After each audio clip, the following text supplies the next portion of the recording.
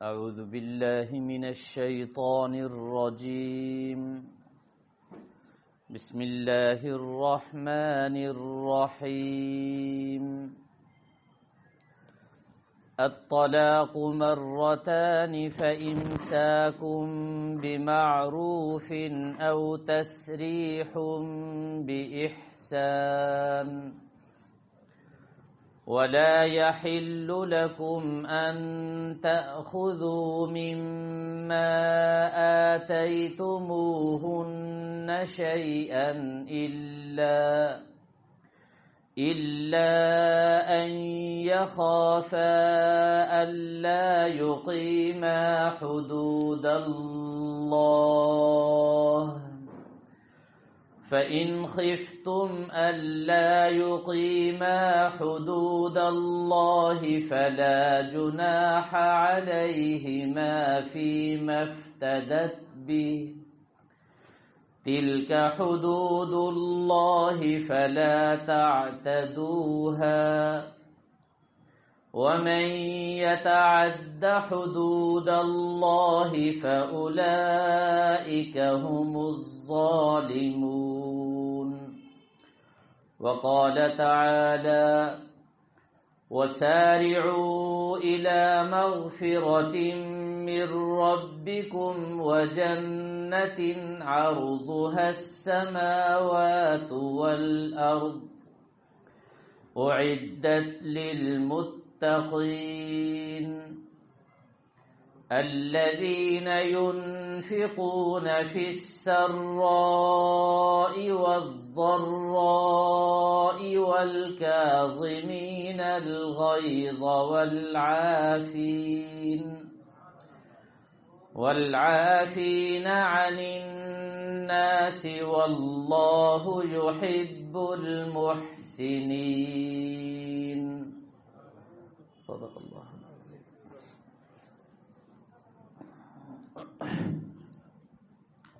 طلاق تک پہنچانے والے اسباب آپ حضرات کے سامنے میں عرض کر رہا تھا. سب سے پہلا سبب دینی علوم سے ناواقفیت ہے اور دوسرا سبب رشتے کا غلط انتخاب ہے اور تیسرا سبب شوہر اور بیوی کا ایک دوسرے کے حقوق ادا نہ کرنا، یہ بھی طلاق کا ایک سبب ہے. اور طلاق کے اسباب میں سب سے خطرناک ترین سبب وہ غصے پر قابو نہ پانا ہے. جب غصہ آتا ہے تو انسان اپنے غصے پر قابو نہیں رکھتا، بے قابو ہو کر وہ طلاق کے فائر کھول دیتا ہے.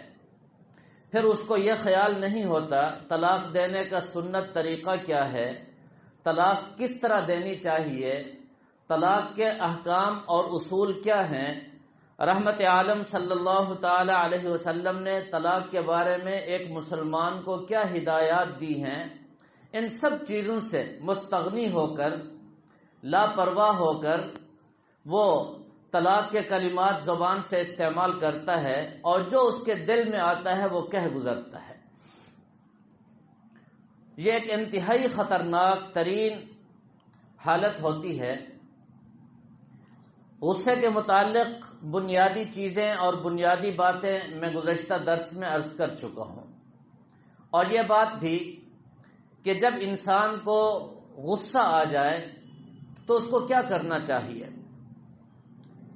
یاد رکھیں جو بیماری سخت ہو اور خطرناک ہو تو اس کے علاج بھی بہت زیادہ ہوتے ہیں، اور جو معمولی بیماری ہو بعض دفعہ تو اس کے علاج کی طرف کوئی خیال ہی نہیں کرتا.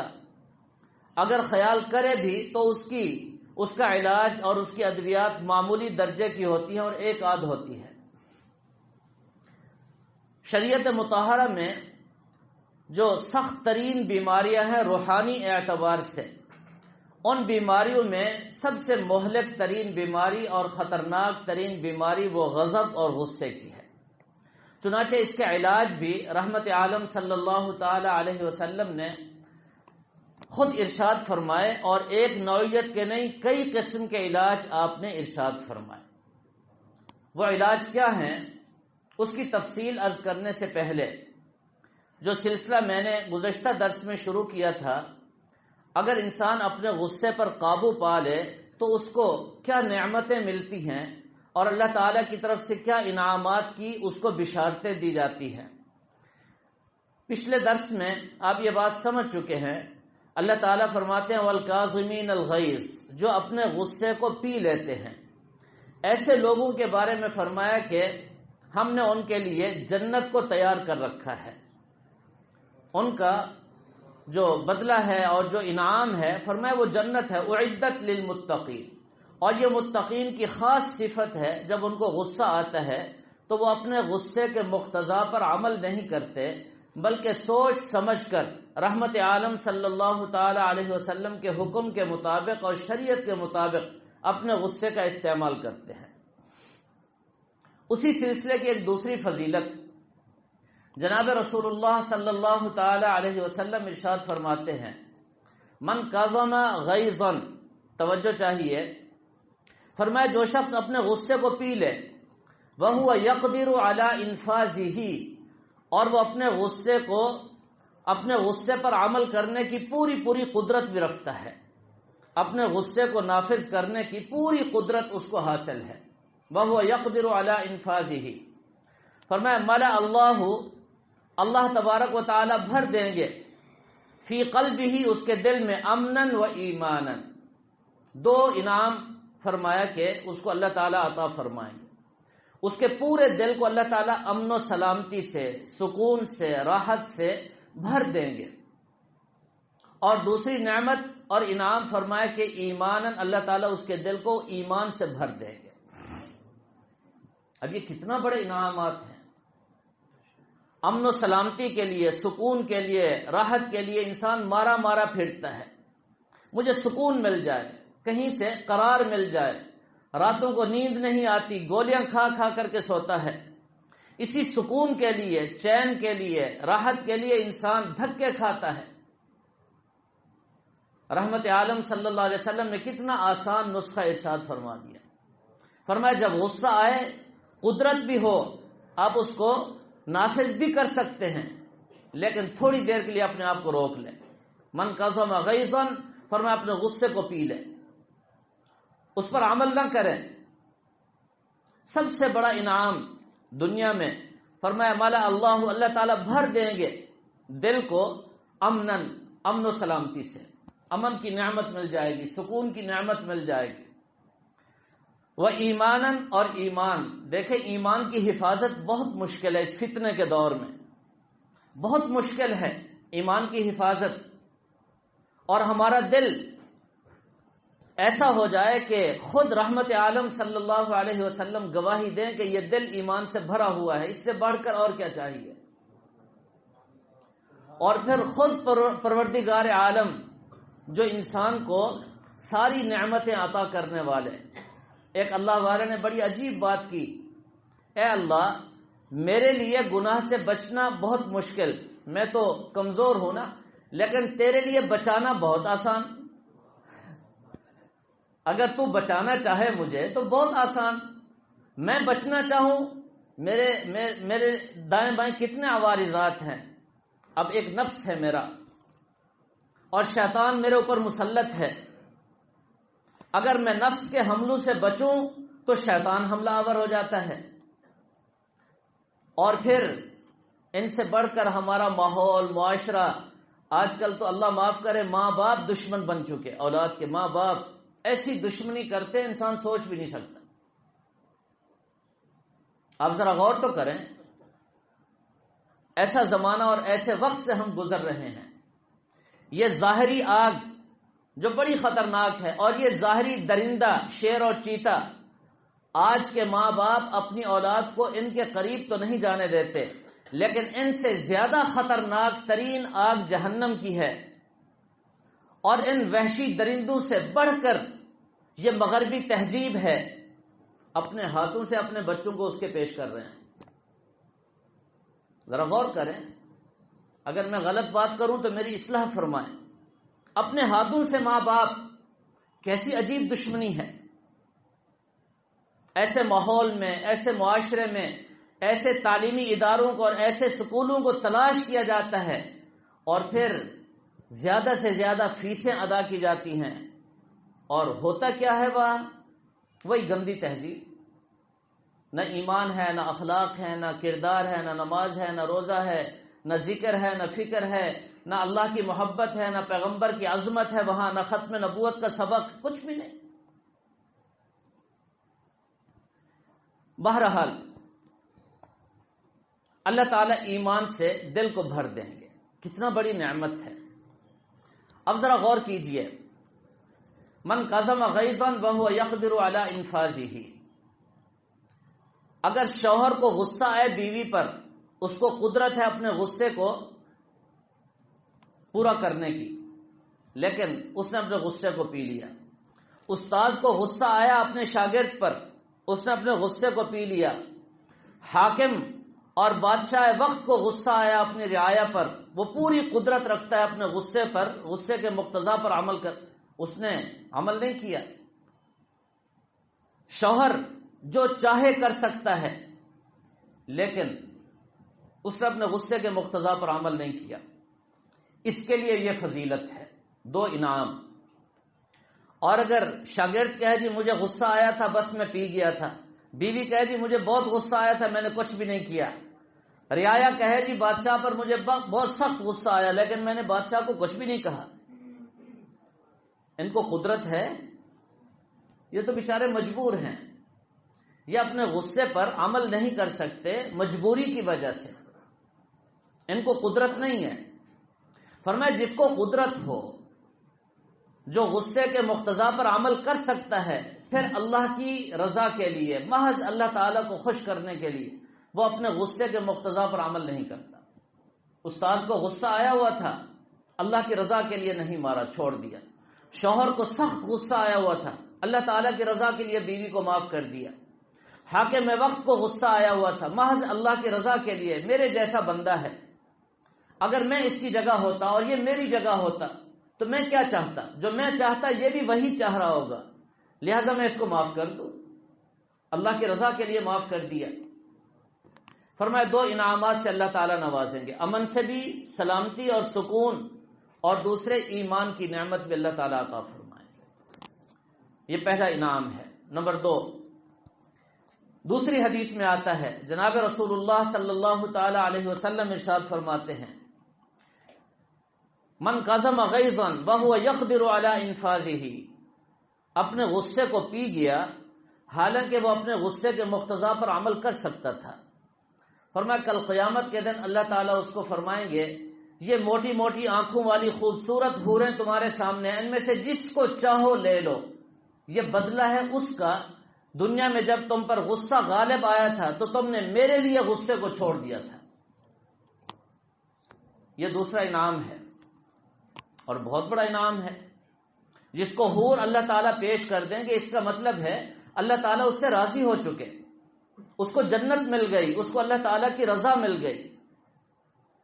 گویا کہ غصہ ایسی چیز ہے، دنیا میں تھوڑا سا انسان صبر کر لے، غصہ پی لے تو اللہ تعالیٰ کی رضا مل جاتی ہے، آخرت سنور جاتی ہے. نمبر 3، ایک اور حدیث میں جناب رسول اللہ صلی اللہ تعالی علیہ وسلم ارشاد فرماتے ہیں، من کظم غیظا وهو یقدر علی انفاذہ، اس کو قدرت ہے، وہ اپنے غصے پر عمل کر سکتا ہے لیکن وہ اپنے غصے سے رک جاتا ہے. کل قیامت کے دن اللہ تعالیٰ فرمائیں گے، میرے بندے تو کمزور تھا، محتاج تھا، ضرورت مند تھا،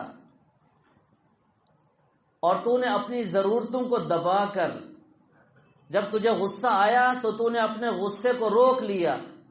میں تو قادر ہوں، ہر چیز پر قدرت رکھتا ہوں، ساری کائنات کے خزانے میرے قبضہ قدرت میں.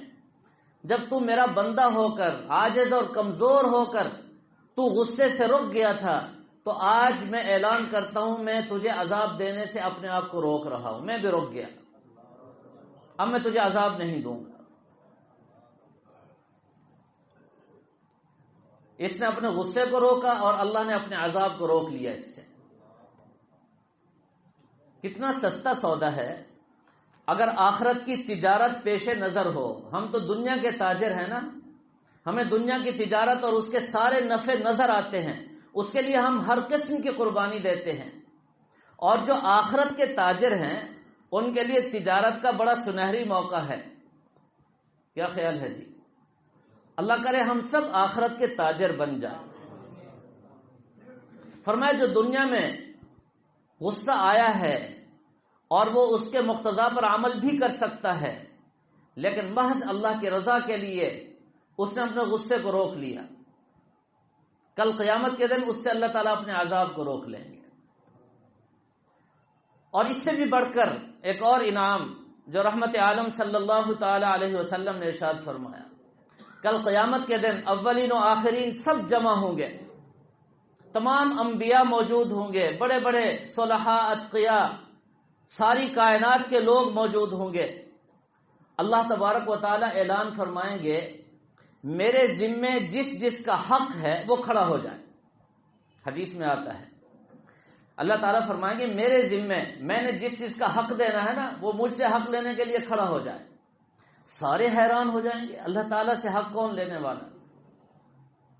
دائیں بائیں دیکھیں گے کون کھڑا ہوتا ہے۔ پھر وہاں ایک آواز آئے گی، جس جس نے دنیا میں اپنے غصے پر قابو پایا تھا اللہ تعالیٰ نے ان کا حق اپنے ذمے فرما لیا تھا، آج وہ کھڑے ہو جائیں۔ چنانچہ ایسے لوگ کھڑے ہو جائیں گے اور ساری کائنات کے لوگ ان کو دیکھیں گے، یہ کون ہے جی؟ کوئی کہے گا پیغمبر ہیں، کوئی کہے گا اللہ تعالیٰ کے خاص بندے ہیں، بڑا اونچا مقام اور مرتبہ ہوگا ان کا۔ تو اللہ تعالیٰ ان سے فرمائیں گے ہاں ہاں بالکل صحیح، تم ہی وہ لوگ ہو کہ میرے ذمے تمہارا حق ہے۔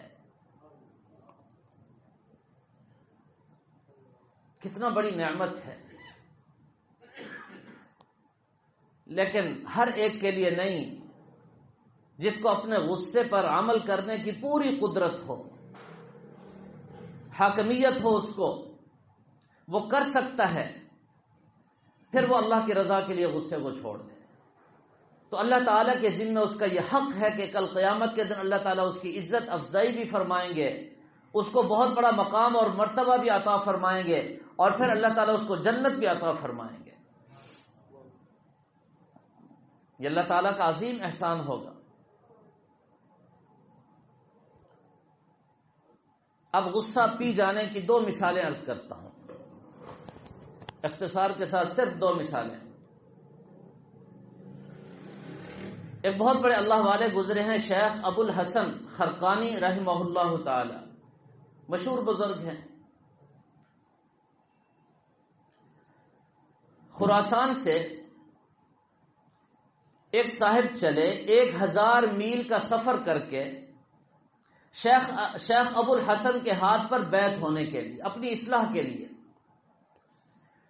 جب وہاں پہنچے، ان کے گھر پہنچ کر دستک دی، دروازہ کھٹکھٹایا، اندر سے آواز ایک خاتون کی آئی، کون ہو اور کیا کرنے آئے ہو؟ اس خراسانی نے اپنا تعارف کرایا اور عرض کیا کہ میں شیخ ابو الحسن رحمہ اللہ تعالی کی خدمت میں حاضر ہوا ہوں اور اپنی اصلاح کے لیے آیا ہوں اور ان کے ہاتھ پر بیعت ہونا چاہتا ہوں۔ تو وہ خاتون کہنے لگی تو نے دھوکہ کھایا ہے، ابو الحسن تو بہت بڑا مکار ہے، دھوکے باز ہے، خوب اس کے خلاف جو وہ کہہ سکتی تھی اس نے کہہ دیا، اور کہا کہ شاید تمہیں پتہ نہ ہو میں تو گھر کی ایک بندی ہوں، میں اس کی بیوی ہوں، میں اس کو صحیح اور قریب سے جانتی ہوں، لہذا تم اپنا ایمان بچاؤ اور واپس جاؤ۔ وہ خود بھی گمراہ ہے اور تمہیں بھی گمراہ کرے گا، یہ بیوی کہہ رہی ہے۔ اب وہ بیچارہ بڑا پریشان کہ 1000 میل کا سفر کر کے، وہ بھی پیدل، اور یہاں آ کر حالت یہ ہے، اس کی آنکھوں سے آنسو جاری ہو گئے۔ میں نے وقت بھی ضائع کیا، پیسہ بھی ضائع کیا، اور یہ اتنی بڑی مشقتیں سب ضائع ہو گئی۔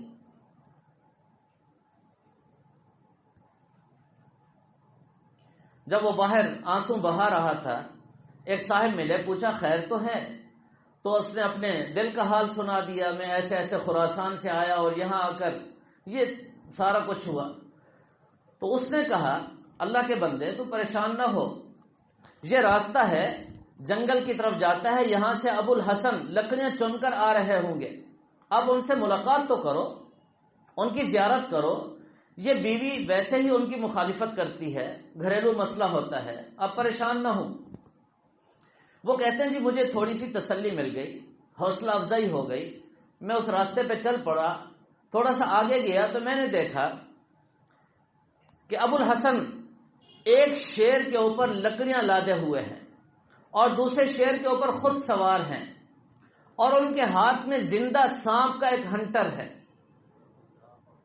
اور شیر اگر ادھر ادھر ہوتا ہے تو اس کو وہ مارتے ہیں۔ کہتے ہیں جب میں آگے ہوا تو شیخ نے مجھے دیکھا اور دیکھ کر سمجھ گئے، فرمانے لگے شاید تو میرے گھر سے ہو کے آ رہا ہے۔ کہا جی ہاں۔ کیا ہوا پھر؟ بتایا جی آپ کی بیگم صاحبہ نے آپ کے بارے میں یہ کہا اور یہ کہا اور یہ کہا۔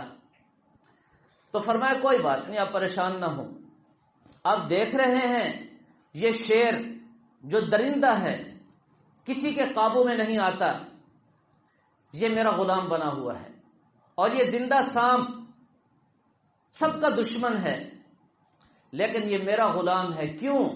اس لیے کہ میری بیوی مجھے گالیاں بھی دیتی ہے، برا بھلا بھی کہتی ہے، اور اس پر مجھے غصہ بھی آتا ہے، لیکن میں اللہ کی رضا کے لیے اپنے غصے کو پی جاتا ہوں اور اس کو معاف کر دیتا ہوں۔ اس کے بدلے میں اللہ تعالیٰ نے مجھے یہ انعامات عطا فرمائے ہیں۔ یہ تو دنیا میں دیکھ رہے ہو تم، اللہ تعالیٰ کے ساتھ میرا کیسا تعلق ہے تم نہیں جانتے، میں جانتا ہوں۔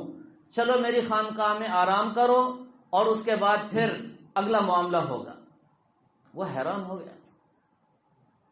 یہ اللہ تعالیٰ انعامات عطا فرماتے ہیں۔ ہمارے ہاں تو آج کل بیوی کی چھوٹی سی کوئی شکایت آ جائے تو الامان والحفیظ، پتہ نہیں کیا حشر کرتے ہیں اس کا، اور وہ بیچاری کچھ بھی نہیں کر سکتی۔ وہ ایسی مظلوم کہ مرد جو چاہے اس پر کر گزرے اور اس کو جتنا چاہے ستائے۔ ابھی جمعہ کے دن نماز جمعہ سے پہلے میں بستی سندیلا گیا، وہاں ایک نکاح کی تقریب تھی اور بیان تھا، جیسے ہمارے بھائی فاروق صاحب نے ترتیب بنائی، وہاں بھی ایسا ہی ماحول تھا۔ وہ مجھے بتانے لگے کہ ہمارے اس علاقے میں کئی لوگ ایسے ہمارے اپنے خاندان میں اپنے لوگ ہیں، بیوی سے لڑائی ہوئی چھوٹی سی بات پر اور اس کو گھر سے نکال دیا اور دوسری شادی کر لی، اب نہ پہلی بیوی کو طلاق دیتے ہیں نہ خرچہ دیتے ہیں، لٹکایا ہوا ہے۔ ظلم کی انتہا ہے۔ ان مردوں کا کیا بنے گا پتہ نہیں۔ بہرحال ایک دوسرے اللہ والے، بہت بڑے اللہ والے، مرزا مظہر جانے جانا رحمہ اللہ تعالی، اللہ نے بہت اونچا مقام عطا فرمایا تھا۔ مزاج میں اتنی نفاست تھی، اتنی نفاست تھی کہ ایک بادشاہ آیا اور بادشاہ نے سراہی سے پانی پیا اور اس کے اوپر گلاس ٹیڑھا رکھ دیا، اور اس ٹیڑھے گلاس کو دیکھ کر حضرت کے سر میں شدید درد ہو گیا۔ طبیعت میں نفاست تھی، مزاج ایسا تھا۔ تو وہ بادشاہ کہنے لگا حضرت خیریت تو ہے؟ فرمایا کہ کچھ طبیعت پر اثر ہے۔ کہنے لگا اچھا میں خادم اور غلام بھیجتا ہوں جو آپ کی خدمت کرے گا۔ تو پھر حضرت بول پڑے، فرمایا بادشاہ ایسا بھدا ہے جس کو گلاس رکھنے کا ڈھنگ نہیں آتا، غلام پتہ نہیں کیسا ہوگا، وہ اپنے پاس ہی رکھو تم۔ مسجد میں نماز پڑھنے کے لیے تشریف لے جاتے، مسجد میں کوئی چیز ٹیڑھی ہوتی یا کوئی چیز بے ترتیب رکھی ہوتی تو حضرت کی طبیعت خراب ہو جاتی، بہت اثر ہوتا۔ گھر میں کوئی چیز ایسے ہوتی۔ ایک دفعہ الہام ہوا، صاحب کشف اور صاحب الہام بزرگ تھے، اللہ تعالی نے فرمایا مظہر دلی میں ایک عورت ہے بہت زیادہ بد اخلاق اور بہت زیادہ غسیلی اور بہت زیادہ بد زبان، اگر تم اس سے نکاح کر لو تو پھر آخرت میں تو مقامات علیہ تمہیں میں عطا کروں گا اور دنیا میں بھی مظہر کا ڈنکا بچ جائے گا اور دنیا فیض یاب ہوگی۔ صبح اٹھے تو فرما رہے تھے قبول ہے قبول ہے۔ پیغام نکاح بھیجا اس عورت کو، نکاح ہو گیا۔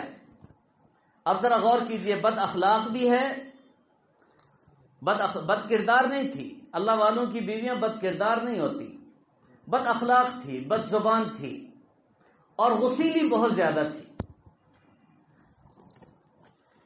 ایک واقعہ عرض کرتا ہوں، بات سمجھ میں آ جائے گی۔ حضرت کا ایک مرید تھا، کابل سے آیا تھا، کابلی پٹھان تھا۔ وہ آیا اور حضرت کی خانقاہ میں رہتا تھا۔ ایک دفعہ حضرت نے فرمایا جاؤ میرے گھر سے کھانا لے کر کے آؤ۔ وہ کابلی پٹھان جب کھانا لینے کے لیے گیا تو بیگم صاحبہ نے پوچھا حضرت کہاں ہیں؟ کہا جی وہ مصروف ہیں ادھر۔ بس پھر تو شروع ہو گئی، ہم کھانا پکا کے بیٹھی رہتی ہیں، کھانا ٹھنڈا ہو جاتا ہے اور ان کی حالت یہ ادھر پڑے ہوئے ہیں، میں آپ کو بتاؤں یہ مکار ہے اور یہ فلانا ہے اور یہ فلانا ہے، خوب سلواتیں سنا دی۔ وہ تو کابلی پٹھان تھا، اس نے چھرا نکال لیا، اس نے کہا ایسی تیسی تم ہمارا پیر صاحب کو ایسا بولتا ہے۔ جب چھرا نکالا تو اس نے دیکھ لیا کہ اب یہ بچاتا نہیں ہے۔ پھر ان کو بھی تھوڑا سا خیال آ گیا کہ ہے تو پھر بھی ہمارے پیر صاحب کا بیگم، تو کیسے چھرا چلا اس پہ۔ لیکن بہرحال اس چھرے کو لے کر پیر صاحب کے پاس پہنچ گیا۔ حضرت یہ تم نے کیسا عورت کو باندھا ہوا ہے گھر میں، یہ تو بہت بد اخلاق ہے اور بد زبان ہے، اور اس نے آپ کے بارے میں تو ایسے ایسے جملے بولے ہیں، ہم پٹھان کو غیرت آ گئی اور ہم نے کہا اس کا سر قلم کرتا ہے، بس آپ کی وجہ سے ہم نے چھوڑ دیا، لہذا ہمارا درخواست ہے کہ اس کو فوراً چھوڑو تم، نہیں تو ہم اس کا ایسی تیسی کرے گا۔ اللہ اکبر۔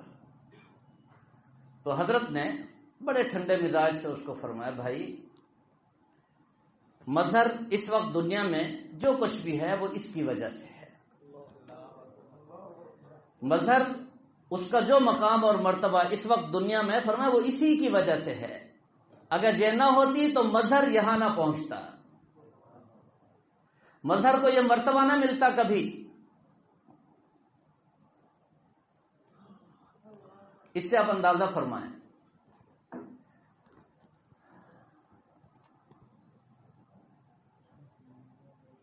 اب بات سمجھ میں آ گئی جی؟ جب انسان اپنے غصے پر قابو پا لیتا ہے اس کو سکون بھی ملتا ہے، اس کا دل ایمان سے بھی بھر دیا جاتا ہے، اس کی آخرت بھی اچھی ہو جاتی ہے اور اس کو دنیا میں بھی اللہ تعالیٰ بے پناہ انعامات سے نوازتے ہیں، اللہ تعالیٰ کی رحمتیں اس پر نازل ہوتی ہیں۔ اب غصے کا علاج کیا ہے جی؟ غصہ بڑی خطرناک چیز ہے۔ آج کل ہمارے ملک میں خاص طور پر جتنی بھی طلاقیں ہو رہی ہیں، ہر طلاق کے پیچھے غصہ ہے، چھوٹی سی بات پہ غصہ آیا اور طلاق، چھوٹی سی بات پہ غصہ آیا اور طلاق۔ اب اس غصے کا علاج کیا ہے جی؟ اور اس غصے کی حقیقت کیا ہے؟ جناب رسول اللہ صلی اللہ تعالی علیہ وسلم ارشاد فرماتے ہیں، فرمایا کہ الغضب من الشیطان، یہ غصہ شیطان کی طرف سے ہوتا ہے۔ الغضب من الشیطان والشیطان خلق من النار، اور شیطان آگ سے پیدا کیا گیا ہے۔ شیطان، غصہ شیطان کی طرف سے ہوتا ہے، یاد رکھیں، اور شیطان آگ سے پیدا کیا گیا ہے۔ اس لیے نبی پاک صلی اللہ علیہ وسلم نے فرمایا اتقوا الغضب، غصے سے بچو، فإنہ جمرۃ، بس بے شک یہ ایک انگارہ ہے۔ فرمایا تتوقد فی قلبی ابن آدم، یہ ابن آدم کے دل میں گویا کہ شیطان انگارے کو جلاتا ہے، یہ انگارہ دل میں آتا ہے۔ یہی وجہ ہے خود رحمت عالم صلی اللہ تعالی علیہ وسلم نے فرمایا الم ترو الا انفتاخ اوداجہ، کیا تم دیکھتے نہیں ہو جب غصہ آتا ہے تو رگیں پھول جاتی ہیں، وحمرت عینیہ، اور آنکھیں سرخ ہو جاتی ہیں انگارے کی طرح. تو پتہ چلا کہ غصے کی حقیقت آگ ہے اور یہ شیطان کی طرف سے ہوتا ہے. یہ غصے کی حقیقت ہے. اب اس کا علاج، ایسا علاج جو سوائے رحمت عالم صلی اللہ علیہ وسلم کے کائنات میں کوئی بھی نہیں بتا سکتا. کیا علاج فرمایا؟ فرمایا اس کا علاج یہ ہے کہ جب غصہ آئے وضو کر لو. جب غصہ آئے تو اس کا علاج یہ ہے وضو کر لو، بغیر پیسوں کے، مفت میں. ہمارے ہاں تو مہلک بیماریاں جتنی بھی ہیں، جتنا بیماری بڑی ہوتی جاتی ہے اتنا خرچہ اور پیسہ بھی بڑھتا چلا جاتا ہے نا جی.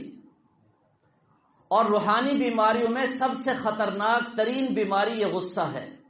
میں پچھلے درس میں عرض کر چکا ہوں، ان الغضب لیفسد الایمان، یہ ایمان کو تباہ کر دیتا ہے. اگر غصے پر قابو پا لیا جائے تو دل ایمان سے بھر جاتا ہے. تو بڑا عجیب علاج ہے، بڑا آسان اور سستا علاج ہے اور مفت کا علاج ہے. کیا کرو جی؟ وضو کر لو.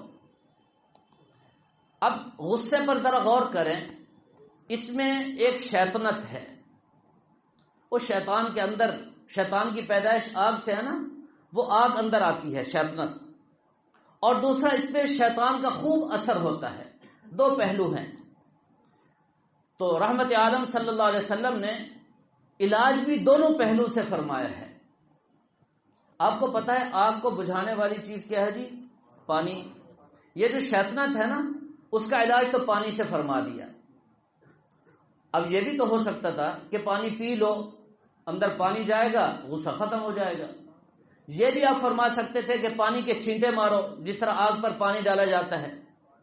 نہیں، آپ نے کیا فرمایا؟ وضو کرو. اور وضو کیا ہے جی؟ عبادت ہے. وضو کیا ہے جی؟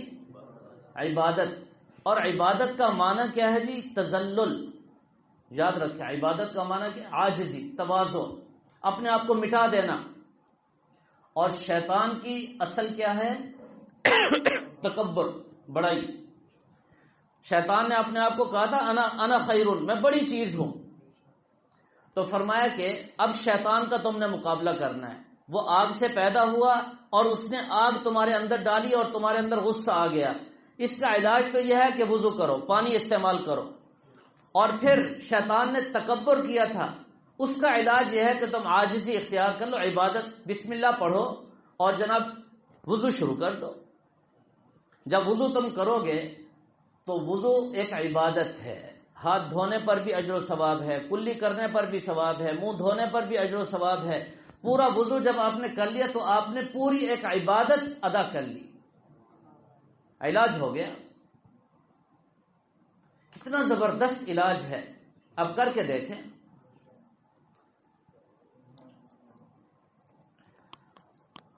اور عرب میں جو حضرات وہاں رہے ہیں ان سے پوچھیں، اہل عرب کو جب غصہ آتا ہے، لڑائی ہوتی ہے اور لڑائی بڑے زوروں پر ہوتی ہے، تو جو کمزور ہوتا ہے یا کوئی بھی ان میں ایک یہ کہہ دیتا ہے صلی علی النبی، صلی علی النبی، نبی پاک صلی اللہ علیہ وسلم پر درود پڑھو. وہ جتنا بھی سخت غصے میں ہو وہ اپنا سارا غصہ ختم کر کے اللہم صلی علی محمد درود پڑھتا ہے اور ختم، سارا جھگڑا ختم.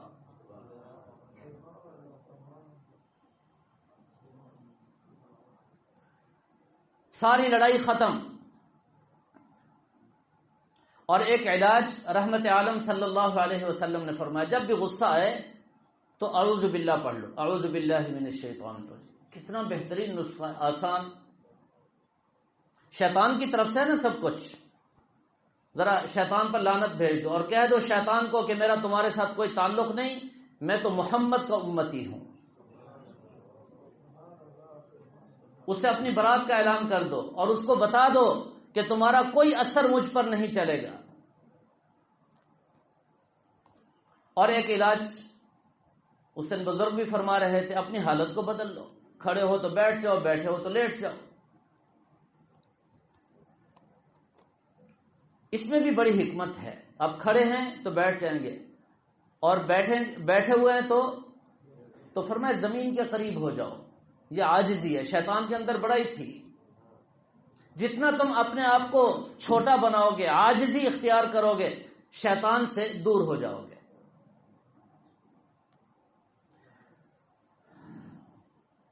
تو میرے محترم دوستو، روحانی بیماریوں میں سب سے مہلک ترین بیماری غصہ ہے، اور آج اس غصے کے نقصانات ہر گھر میں نظر آ رہے ہیں.